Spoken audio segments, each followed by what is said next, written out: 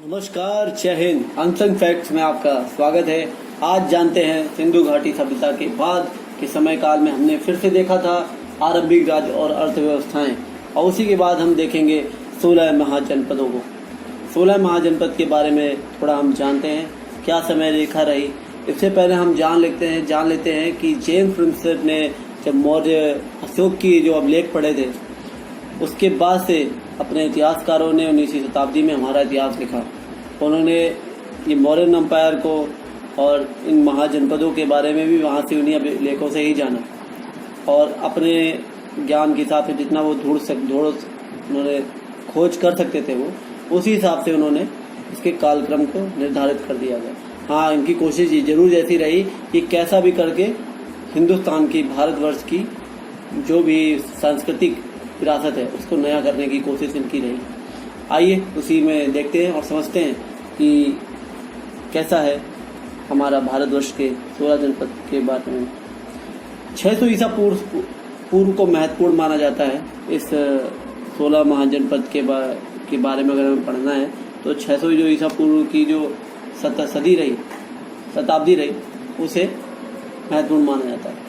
इस काल को प्रायः आरंभिक राज्यों, नगरों, लोहे के बढ़ते प्रयोग, सिक्कों के विकास का जोड़ा जाता है। इन्होंने ये दिखाने की कोशिश की यहाँ पे इतिहासकारों ने कि आरंभिक राज्य इसी टाइम पे वो हुए 600 ईसा पूर्व को, इसी के 500 और 600 के आसपास महावीर जैन और गौतम बुद्ध भी आए थे। तो उन्होंने दिखाने शुरू किए कि आरंभिक राज्य इसी टाइम पे हुए, नगर इसी टाइम पे हुए, क्योंकि इन्होंने ये दिखाया कि सिंधु घाटी सभ्यता जब 1900 में खत्म हुई तो उसके बाद 1500 साल का मतलब ब्लैंक था। 1000 के आसपास इन्होंने ऋग्वेद की रचना था, कहीं कहीं भी दिखाई हुई है, जबकि ऐसा नहीं, ऋग्वेद तो कहीं पुराना था। रीजन मैंने बताया कि जो उसकी संस्कृति थी वो हड़प्पा की मोहरों में भी दिखती है, और उसमें भी दिखती है जब वो पलथी मार के बैठे योगी आंख बंद करके योग कर रहे हैं, और वो पादरी आंख बंद करके क्या कर रहा है। वो संस्कृति भारतवर्ष की है, जो वेदों में उल्लेखित है कि योग ऐसे किया जाता है। अगर वेद को पढ़ा जाए तो, बिना वेद को पढ़े जो इतिहासकारों ने कालक्रम निर्धारित किए हैं वो गलत है, उन्हें पढ़ लेना चाहिए था एक बार। तो आगे बढ़ते हैं। हाँ, लोहे के बढ़ते प्रयोग। उन्होंने दिखाया कि लोहे का प्रयोग यहाँ पे ज़्यादा हुआ, जबकि लोहे का हल प्रयुक्त हुआ था। हल की जो हम देखेंगे घोड़ा गाड़ी और बैलगाड़ी के प्रयुक्त हुआ था वहाँ पे मिट्टी में, उसमें बैलगाड़ी खिलौने मिले थे सिंधु घाटी सभ्यता में। तो ये वो प्रूव करते हैं उस समय भी लोहे का प्रयोग हुआ करता था। अगर वहाँ पे लड़ाई होती थी तो जरूरी नहीं, वो इतनी विकसित सभ्यता थी तो पक्का तलवार और लोहे का प्रयोग हथियारों के लिए भी यूज़ करते होंगे। तो वही लोहे का प्रयोग यहाँ पे भी इन्होंने बताया कि यहाँ पे इनको अभी लोहे की खोज, अभी इनको पता चली, लोहे के प्रयोग बढ़ा, पहले उतना लोहे की जानकारी नहीं थी, ऐसा इन्होंने दिखाने की कोशिश। सिक्कों के विकास के साथ जोड़ा गया। सिक्के आए। सिक्कों के विकास होते वो सिक्कों से नहीं होता है, पूरी अर्थव्यवस्था संतुलित होती है, व्यापार संतुलित होता है कि हाँ व्यापार ऐसे होता था। हो सकता है सिंधु घाटी सभ्यता में वही चलता था, मोहरों के हिसाब से चलता था, बहुत सारी चीज़ें मिली वहाँ पे। उस समय भी सिक्के चलते थे उनके 3000 साल पहले, मतलब इससे 1500 साल पहले 16 महाजनपदों की जब शुरुआत हुई, ऐसा इसमें दिखाते हैं। तो ये तो 600 ईसा पूर्व जो वो हम जान सके। अब महाजनपद एक दिन में नहीं बनते, उससे बहुत साल लगे होंगे, 1 शताब्दी लगी होगी। तो ये बहुत पुराना इतिहास है, उसे नया करने की कोशिश की, इसे हमें ध्यान में रखना होगा।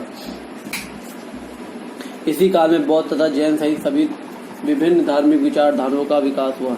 ये भी हमें अभी मैंने बताया था, बौद्ध धर्म और जैन सहित। और बौद्ध गौतम बुद्ध भगवान आए थे, महावीर जैन जी आए थे, तो ऐसा नहीं वो पैदा हुए, उनके विचार सबको पसंद आए, उन्होंने त्याग किया, उन्होंने खुद ज्ञान प्राप्त किया, उसके बाद वो घूमे, फिर कुछ लोगों को उन्होंने ज्ञान दिया, वो घूमे। इतने भारतवर्ष पर पूरे लोगों को जैन समुदाय के बारे में बताना वो कोई खेल नहीं था, और उसके लोगों को मान जाना वो भी कोई खेल नहीं था। तो ये बहुत टाइम लगा होगा, हो सकता हो ये इससे पहले भी हो, लेकिन इतिहासकारों ने इसको बताया है इसी टाइम पे 600 ईसा पूर्व से। महाजनपदों की सूची इन ग्रंथों में, हाँ, बौद्ध धर्म और जैन धर्म जो है वो अपने इसमें लिखते हैं, तो इनसे बौद्ध धर्म का जो कालक्रम है वो निर्धारित हो जाता है कि हाँ गौतम बुद्ध इस टाइम पे हुए थे, पैदा हुए। बौद्ध तथा जैन धर्म में आरंभिक महाजनपदों 16 राज्यों का उल्लेख मिलता है। बौद्ध धर्म जो जैन धर्म है इनमें महाजनपदों का 16 राज्यों का उल्लेख मिलता है। महाजनपदों की सूची इन ग्रंथों में एक समान नहीं। हाँ, एक बस ये थोड़ी कहीं कहीं दिक्कत है कि जैन धर्म में हो सकता है सूची में थोड़ा अलग अलग नाम है, और बौद्ध धर्म की सूची में थोड़ा अलग अलग नाम है। हो सकता है ये इसलिए हो कि दोनों के टाइम में डिफरेंस हो, ज़्यादा डिफरेंस हो तो नाम चेंज हो जाते हैं। या उनके प्रोनाउंसिएशन में कुछ हो, लिखावट में कोई अंतर आया हो, इस वजह से सूची समान नहीं होगी। उदाहरण के तौर पे हम ले लेते हैं वज्जी, मगध, कौशल, कुरु, पांचाल, गांधार और अवंती जैसे नाम प्राय मिलते हैं। ये वही सारे नाम हैं जो महाभारत में भी मिलते थे। तो इससे हमें क्या सिद्ध होता है कि वो 5,000-5,500 साल जो पुरानी सभ्यता थी महाभारत वाली, वो इन सबसे पहले थी और वो नाम वहाँ से चले आ रहे हैं। लुप्त धीरे धीरे हुए लेकिन वो थे। इसका मतलब है महाभारत केवल एक मिथ नहीं है जो हमें दिखाया जाता है, महाभारत खुद में एक भारत का इतिहास है। इनके उपयोग थोड़े ज़्यादा मिलते हैं। वज्जी, मगध, कौशल, कुरु, पांचाल, गांधार और अवंती जैसे नाम प्राय मिलते हैं। तो इसका मतलब है कि मेन व्यापारिक शहर होंगे जिनके नाम ज़्यादा हैं, जैसे मुंबई, चेन्नई, कोलकाता और दिल्ली, ये ज़्यादा शहर भारतवर्ष में यूज़ होते हैं। तो ये मतलब व्यापारिक शहर है, बड़ी बड़ी मेट्रोपॉलिटन सिटीज़ हैं। उसी हिसाब से ये उस समय के बड़े शहर होंगे जहाँ से व्यापार किया जाता था। इससे स्पष्ट है कि महत्वपूर्ण थे। अधिकांश महाजनपदों में राजा राज करता था। इसका मतलब ये नहीं कि सिंधु घाटी सभ्यता के टाइम पे ये नहीं होंगे, ये होंगे, क्योंकि अगर सिंधु घाटी सभ्यता की जो मोहनजोदड़ो और हड़प्पा जैसे क्षेत्र थे व्यापारिक सेंटर थे, तो जरूरी हो सकता है तो कच्चा माल यहाँ से बन के जाता हो, यहाँ से सामान तैयार होकर जाके वहाँ बनता हो, क्योंकि वो एक बॉर्डर क्षेत्र पे था जिससे पश्चिमी एशिया और यूरोप जैसे देशों से और मिस्र जैसे देशों से संबंध स्थापित होता था। वहाँ पे आके लोग व्यापार करते थे और मतलब अपना सामान देते थे और हमारा सामान लेके जाते थे। वो आके यूपी से लेके नहीं जा सकते थे, तो वो उनको वहीं बॉर्डर पे ही सामान व्यापार होता है। तो हो सकता है कि यहाँ सारा सामान बन के वहाँ जाता हो। ये सब भी सोच के आपको पढ़ना है। अधिकांश महाजनपदों में राजा राज करता था, लेकिन गण संघ के नाम से प्रसिद्ध राज्यों में कई लोगों का समूह शासन करता था। अधिकांश महाजनपदों में जो राजा राज करता था। इन गणों में भी बहुत से और कुछ गढ़ भी होते थे। उन गणों के भी बहुत समूह में शासन हुआ था, लेकिन उन गणों में क्या दिक्कत थी, मतलब जैसे महाजनपदों का एक राजा होता था, तो इन गणों का क्या थी ना, उसमें बहुत सारे लोग प्रमुख होते थे और सबको राजा बोला जाता था। इस समूह का प्रत्येक व्यक्ति राजा कहलाता था, मतलब गणों का। भगवान महावीर और भगवान बुद्ध इन्हीं गणों से संबंधित थे। भगवान महावीर और भगवान जो बुद्ध थे, तो आप एक तरह से बोल सकते हैं क्योंकि वो एक महाजनपद के स्वामी के पुत्र नहीं थे, एक छोटे राज्य के गढ़ जिसे हम बोल रहे हैं उस राज्य के एक राजा के पुत्र थे। अब थोड़ा जनपद के बारे में जान लेते हैं। जनपद का मतलब क्या होता है। जनपद का अर्थ होता है एक ऐसा भूखंड जहाँ कोई जन, लोग, कुल, जनजाति अपना पांव रखता है अथवा बस जाता है, उसे बोलते हैं जनपद।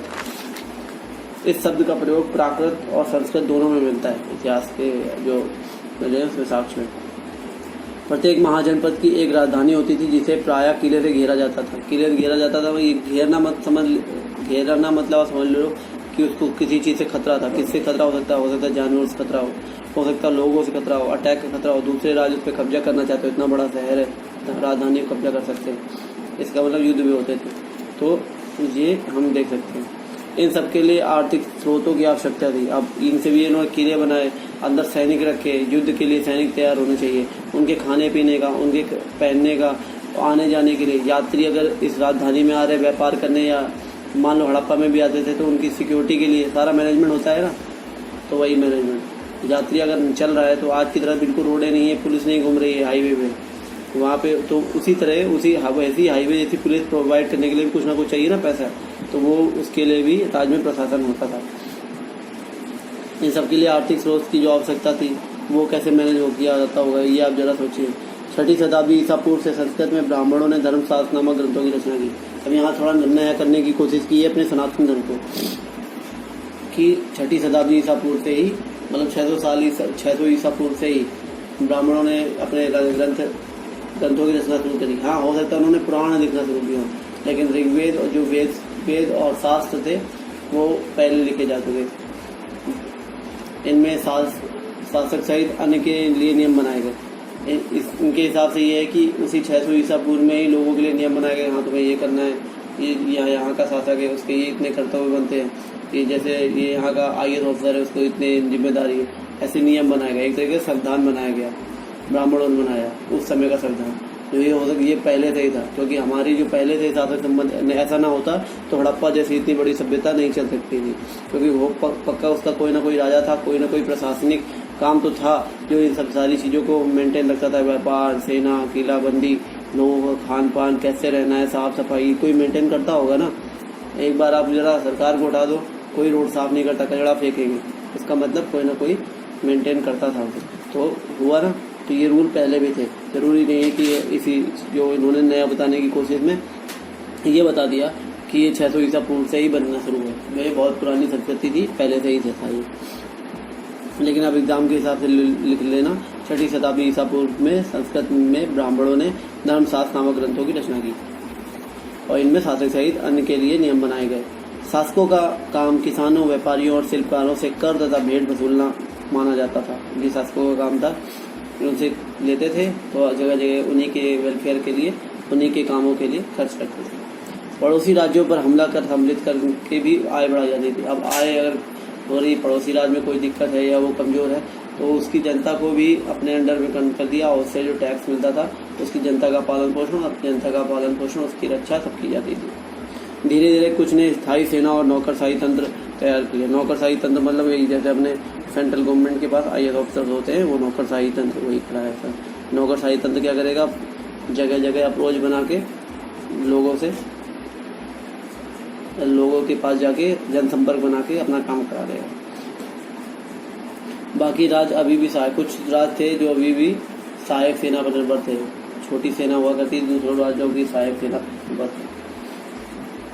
प्रायः कृषक वर्ग से ही नियुक्त किया जाता था इन राज्यों में। अब इसी में से एक राज्य को देख लेते हैं, मगध 16 महाजनपद में। मगध जैसे एक राज्य था, 6 से 14 जो 600 ईसा पूर्व से 400 ईसा पूर्व में मगध था, जो से आधुनिक बिहार जो आज का है सबसे शक्तिशाली जनपद बन गया। तो ऐसे नहीं बन गया, वो पहले से ही चला आ रहा होगा, धीरे धीरे बना। अच्छी खेती होती थी वहाँ पे, क्यों? क्योंकि पानी था। आधुनिक बिहार में भाई, बिहार की जो पटना राजधानी, इसमें 4 नदियों का चौराहा है। तो सोचिए, इतनी उपजाऊ नदी थी, कोई पॉल्यूशन नहीं था आज की तरह, तो कितनी अच्छी खेती होती होगी। अच्छी खेती, लोहे की खदानें, आधुनिक झारखंड था उसमें उसी का पार्ट था, तो लोहे की खदानें मिल गई, ये जो पहले ही मिली थी। ऐसे तलवार थोड़ा बनती थी भारत में, लेकिन ये इन्होंने बताया कि लोहे की खदानें उस समय मिली है, तो ठीक है, हम उसी समय पढ़ लेते हैं एग्जाम के हिसाब से। लोहे की खदानें आधुनिक झारखंड में आसानी में उपलब्ध थी, वो मिल गई। तो आसानी से उपलब्ध, बहुत छोटी बात लिख दी। आसानी क्या होता है, उस समय के 2 से 2-2.5 हज़ार साल पीछे जाओ, आपको मैं बता दूँ, ये लोहे की खदाने से लोहा बना के निकाल के लेके आओ, या 5000 साल पहले जाओ, बोलो इसे लोहा ने बना के लेके आ जाओ, तो बहुत बड़ी बात है। सोचिए एक बार, बिना उपकरणों के, जिससे उपकरण हथियार बनाना सरल था। हाँ, अब लोहा है तो उपकरण हथियार बनाना ये भी एक तरीके की साइंस है, क्योंकि इस एंगल पे कितना अच्छा सटीक हथियार, हल्का हथियार बनाना भी अपने आप में एक कला है। ऐसा नहीं है आपको 2 कुंटल की तलवार लेके लड़ने चले जाओगे, आपका एक एंगल होता है, पूरे उस पर काटेगी, अच्छी धार होनी चाहिए, उसका वेट अच्छा होना चाहिए, स्मूथली हैंडल होने चाहिए। तो ये सब चीज़ों का भी ज्ञान था उन्हें। जंगली क्षेत्रों में हाथी उपलब्ध थे, जो सेना के मुख्य अंग होते थे। आप ये सोचिए, उस समय के लोगों को जंगली हाथी भी पाल के उनको ट्रेन करना आता था। मेगास्नीज क्या लिखता है कि ये लोग कितने अच्छे तरीके से हाथी ट्रेन करते हैं। क्या कभी अफ्रीका में भी हाथी होते, लेकिन किसी ने उनको ट्रेन करना नहीं सीखा। भारत में क्यों सीखा? क्योंकि भारत की संस्कृति बहुत पुरानी थी, उनने बहुत सदियों से करते आ रहे थे। जैसे 600 ईसा पूर्व का नहीं था ये। गंगा व उसकी उपनदियों में से आवागमन सस्ता और सुगम था। नदियों का रास्ता था ही, तो आवागमन सस्ता भी था और सुगम भी था। जैन और बौद्ध लेखकों ने इसका कारण मगध शासकों की नीतियों को बताया। लेकिन जैन, ये जो सारी नीतियाँ हैं ना, मतलब अगर बोला कि मेरे राज्य में खेती बहुत अच्छी होती है, नहीं तो इसलिए मैं अमीर हूँ, ये नहीं।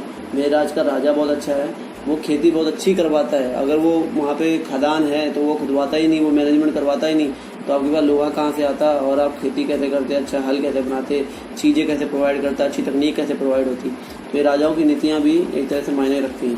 तो वही बौद्ध और जैन लेखकों ने कहा, उस समय के आरंभिक लेखकों ने, कि इसका कारण मगध शासकों की नीतियों को बताया गया। बिंबिसार, अजातशत्रु, महापद्म नंद, ये जो राजा थे बहुत प्रसिद्ध राजा थे और महत्वाकांक्षी थे।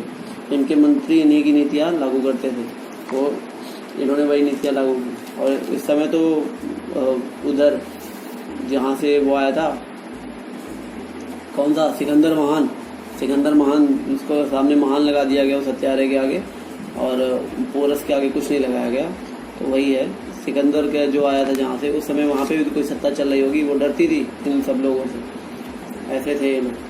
प्रारंभ में राजगाह जो है एक प्राकृत शब्द है, तो मगध की राजधानी थी। आज का आधुनिक बिहार का उसको राजगीर बोलते हैं। उस समय का प्रारंभ में राजगाह बोलते थे। इस शब्द का अर्थ है राजाओं का घर। पहाड़ियों के बीच बसा राजगाह एक किलेबंद शहर था। बाद में 14वीं शताब्दी में ईसा पूर्व में पाटलिपुत्र को राजधानी बनाया गया। 400 ईसा पूर्व में पाटलिपुत्र को राजधानी बनाया गया। उससे पहले राजगाह थी, राजगीर जो आज का है, जिसे अब पटना कहा जाता है। पाटलिपुत्र को पटना कहा जाता है आज। गंगा रास्ते से आवागमन की महत्वपूर्ण स्थिति थी यहाँ पे। अब यहाँ भाषाएं, लिपियों के थोड़े बारे में जान लेते हैं। अशोक के अधिकांश अभिलेख प्राकृत में हैं, जबकि पश्चिमोत्तर से, मतलब पश्चिमोत्तर जो क्षेत्र हैं वहाँ अभिलेख अरमाइक और यूनानी भाषा में मिले हैं। अफगानिस्तान साइड में अशोक के अभिलेख, प्राकृत के अधिकांश अभिलेख ब्राह्मी लिपि में लिखे हुए हैं। जो प्राकृत भाषा में है उसकी अभिलेख ब्राह्मी लिपि में लिखे हुए हैं। पश्चिमोत्तर के कुछ अभिलेख खरोष्ठी लिपि में लिखे हुए हैं। अरमाइक और यूनानी लिपियों का प्रयोग पाकिस्तान में मिले अभिलेखों में भी था।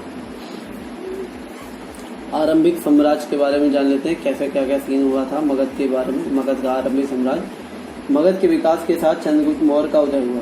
चंद्रगुप्त मौर्य जो 321 ईसा पूर्व में आए थे, उनका, जिनको चाणक्य जी लेके आए थे, का साम्राज्य अफगानिस्तान तक था। इनका साम्राज्य कितना बड़ा साम्राज्य था, ऐसे नहीं बनाया था, बहुत मेंटेन करके रखना पड़ता है। अशोक ने, इन्हीं के जो पोते थे अशोक, उन्होंने ही कलिंग को जीता। साम्राज्य की थोड़ी जानकारी ले लेते हैं। मूर्ति कला, रचनाएं आदि महत्वपूर्ण है। तो हमें जानकारी कहाँ मिलती है? मूर्ति कला थी जो आज उनकी बची हुई है, रचनाएं जो हैं वो आदि महत्वपूर्ण है। उन जो बची हुई हैं उन्हीं के हिसाब से हम उनकी जानकारी ले पाते हैं।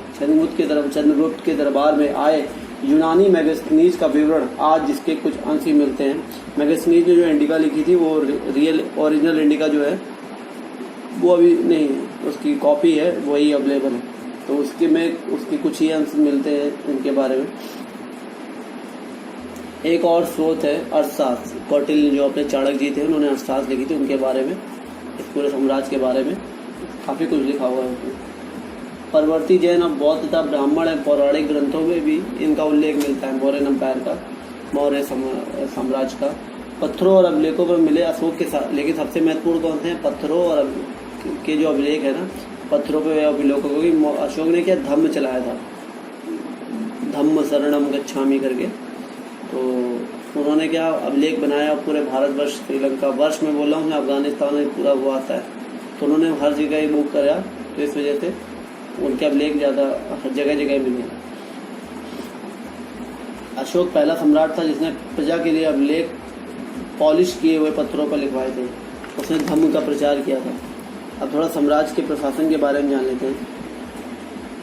राजधानी पाटलिपुत्र और 4 प्रांतीय केंद्र तक्षशिला, उज्जैनी, तोसली और सुवर्णगिरी कर्नाटक, जिसे सोने का पहाड़ बोला जाता है इसलिए सुवर्णगिरी।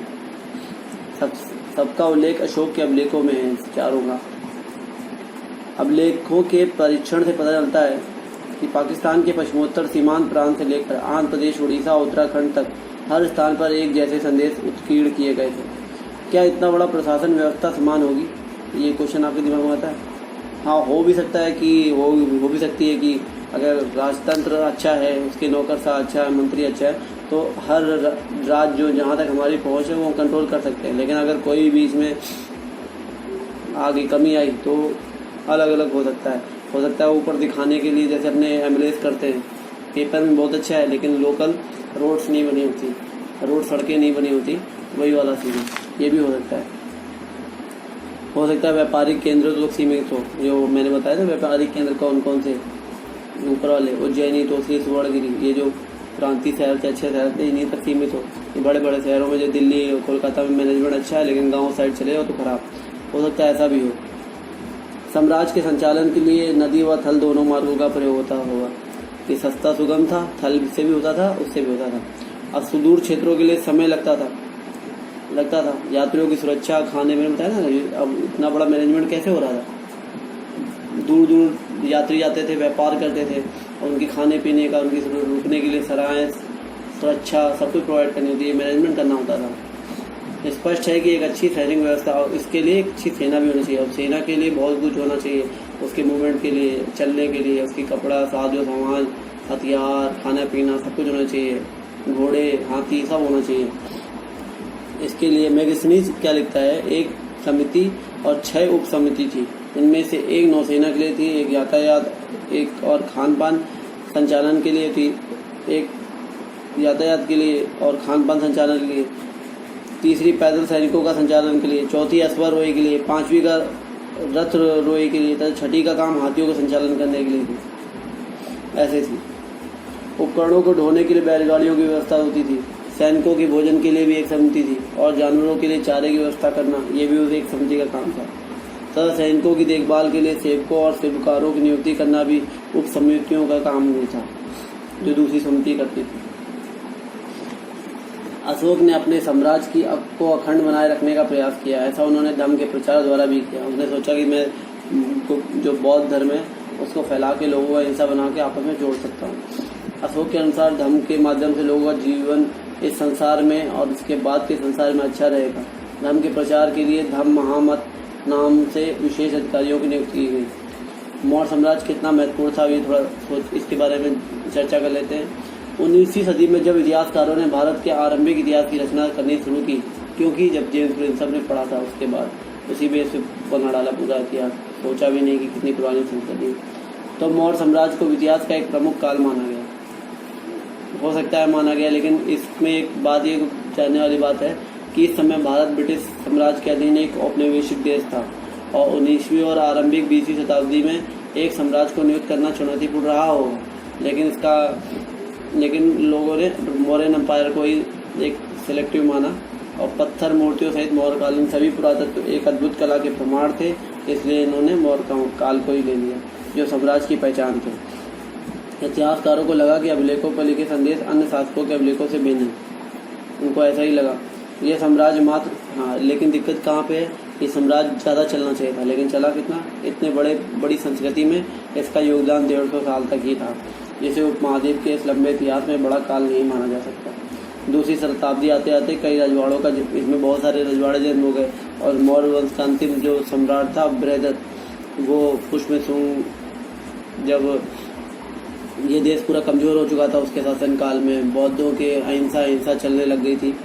तो बौद्ध धर्म को गलत नहीं कह रहा, लेकिन वो जो नीतियाँ थी वो गलत थी। एक राजा अहिंसक नहीं हो सकता, उसे देश की रक्षा करनी होती है। वो हर मामले में अहिंसक हो गए थे। तो डेमेट्रियस करके एक राजा था, यूनान से आया, अपने देश में की इज्जत टूट रहा था, लोगों को मार रहा था, काट रहा था। तब पुष्यमित्र ने सेना खड़ी की और सेना ने बृहदत्त को मार दिया था। ये थी आज की मगध की 16 महाजनपदों में मगध के बारे में। अगली बार फिर किसी और महाजनपद के साथ आपके सामने उपस्थित होगा। जय हिंद, नमस्कार।